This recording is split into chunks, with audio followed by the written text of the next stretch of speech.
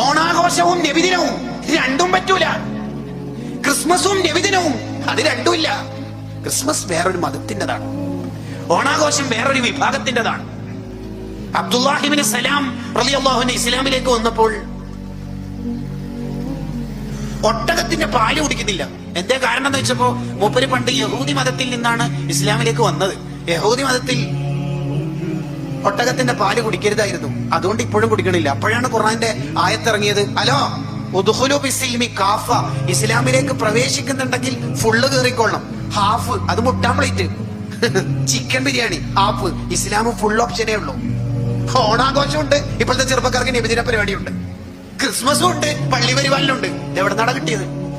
പറ്റൂല മോനെ, പറ്റൂല. ഇസ്ലാം ഇന്നദ്ദീന ഇൻദല്ലാഹിൽ ഇസ്ലാം, the received religion near the Allah, Islam only. അത് നമ്മുടെ ഖൽബിൽ ഉണ്ടാവണം. അപ്പൊ നമ്മുടെ സ്നേഹം അത് അള്ളാഹ്ക്ക് വേണ്ടി മാത്രമായിരിക്കണം.